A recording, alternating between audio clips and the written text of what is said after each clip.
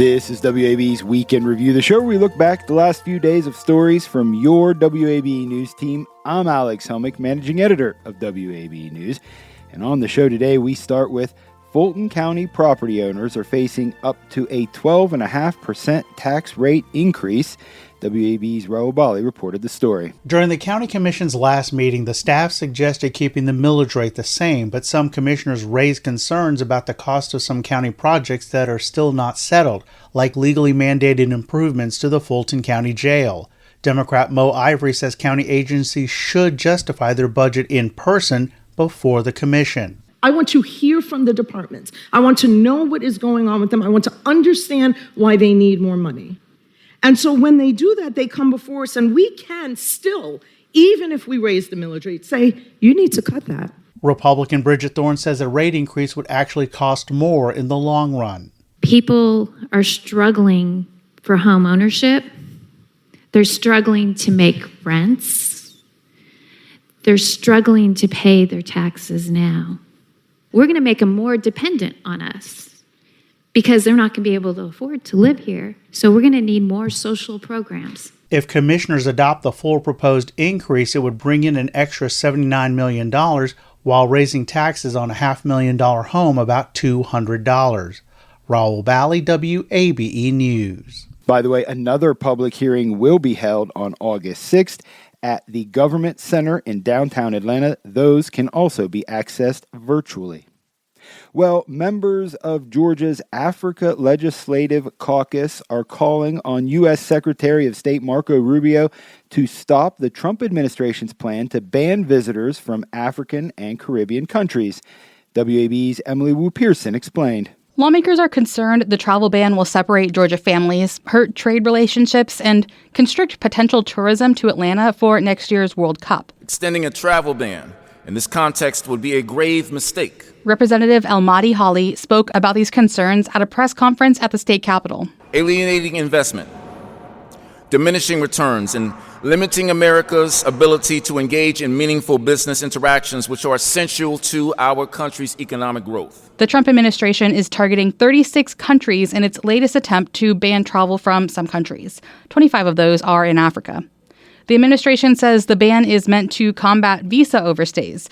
However, data from the Department of Homeland Security shows these countries do not have high rates of visitors overstaying their visas. Representative Gabe Okoye said these countries were chosen because of race. I guess it's given the name travel ban to sanitize what is actually happening, which is making America white again. The Africa Caucus will send Rubio their request in an upcoming letter. Emily Wu Pearson, WABE News. When Lieutenant Governor Burt Jones announced a run for governor this week, his campaign reported an eye-popping $14 million on hand. But $10 million of that did not come from individual contributors. The money came from Burt Jones himself in the form of a loan. WABE's Sam Greenglass takes a look at campaign contributions. Jones's campaign haul eclipses his top primary opponent, Attorney General Chris Carr, who reported $3.5 million in contributions with $2.7 million on hand. But Jones is getting a lift from his personal fortune. The lieutenant governor is founder of an insurance company and heir to a petroleum distribution business. Limiting the amount an individual can spend on themselves, you're going to run into constitutional issues. That's Brendan Glavin with Open Secrets, a nonpartisan nonprofit that tracks money in politics. A lot of reporting is always this person raised this much and this person raised the most. Most people may not see that a lot of that money came from, the individual themselves. Former Atlanta Mayor Keisha Lance Bottoms loaned her campaign for governor $200,000, allowing her to match competitor Jason Estevez, a Democratic state senator. Both reported raising about $1.1 million. Early fundraising is like seed money for nascent campaigns. Glavin says a big haul also sends a message to potential opponents. When you get out there early, there still may be people who are thinking about getting in. And then they've got to ask themselves, do I have access to that kind of money? The candidate chipping in for their own campaign sends a signal to donors, too. They say, okay, well, the candidate's putting their own money behind this. They're serious about this. maybe I will cut that check. Jones can also fundraise through a leadership PAC that allows Georgia's governor and lieutenant governor to accept unlimited contributions. Carr has accused Jones of trying to buy the GOP nomination. Jones's campaign says their fundraising report speaks for itself. The primary is next May. Sam Gringlass, WABE News. As states like Texas and North Carolina continue to recover from flash floods over the holiday weekend, agencies in Georgia are preparing to make sure folks here are prepped for these kinds of disasters. WABE's Marissa Mecki explained. Flash floods can happen near rivers, creeks, but also really anywhere in the city, says Laura Belanger. She's the senior service hydrologist for the National Weather Service in Atlanta. Oftentimes, it's because our stormwater infrastructure has become so overwhelmed by the amount of rainfall and runoff occurring, which causes rainwater and sometimes sewage to back up into streets and neighborhoods. She said it doesn't take a massive weather system coming through to cause a flash flood. Think back to recently when a big thunderstorm caused major airport delays. Belanger says the Weather Service has tools to see how quickly rain is accumulating, in partnership with the U.S. Geological Survey, which installs, maintains, and calibrates over 250 real-time water gauges in the state. That makes it the largest program in the country that we can real-time monitor and issue warnings on. The Trump administration sought to close the U.S. Geological Survey office that oversees this program earlier this year, but after pushback, decided to keep the USGS office in Norcross. Flash floods, like the name implies, can evolve quickly and with little notice. Belanger says if you've turned off or ignore weather alerts on your phone, go back and turn those back on. Marissa Mecki, WABE News. Savannah is cutting emissions on its popular riverfront with new hybrid ferries. WABE's Emily Jones had more. The Savannah Bells ferries provide free rides across the Savannah River, from the busy bars, restaurants, and waterfront promenade of River Street to the convention center, hotel, and golf course across the water. Half of those ferries are now hybrids, running on batteries whenever possible. John Allen with Chatham Area Transit says the new ferries have been a game changer. We have a whole lot less fumes spewing out into our passengers on any given day. It is certainly less diesel usage overall as we are moving about our route. The ferries do still use diesel generators to charge their batteries, but they can also charge by plugging into electric power on the shore. The ferries were custom designed, and they're the first hybrids in the country to use marine jet propulsion, meaning they don't rely on propellers like traditional boat engines. Allen says other ferry operators are hoping to follow Savannah's lead. We've had interest from, honestly, all around the world as to how you're implementing this new hybrid system, all the ins and outs, and it really makes me believe that we are, in a way, groundbreaking. Eventually, Allen says, Savannah plans to make its whole ferry fleet hybrid and expand the onshore charging ability to cut the use of diesel power even further. Emily Jones, WABE News, the Savannah Riverfront. You're listening to WABE's Weekend Review with me, Alex Helmick. Atlanta's entrepreneurs continue to explore cost-cutting measures as tariffs put a strain on Black-owned small businesses here.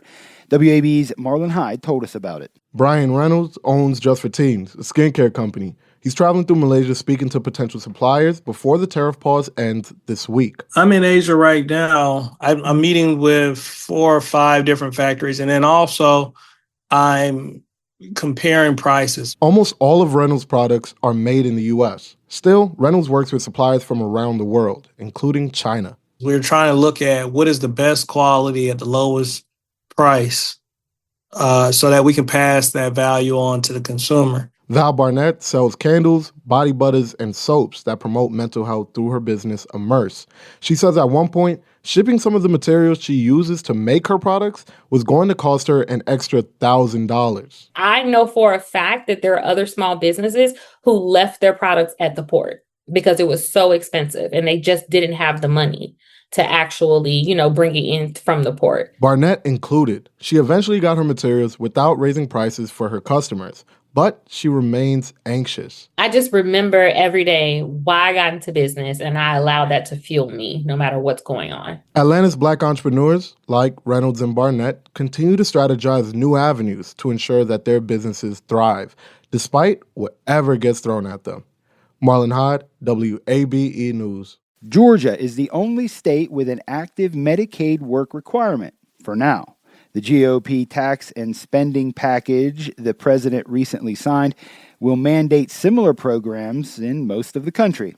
WAB's Jess Mador had a look. The legislation means, for the first time ever, states with Medicaid expansion under the Affordable Care Act will have to enforce the work requirement. Low-income adults with Medicaid insurance will have to prove they work, go to school, or volunteer at least 80 hours a month.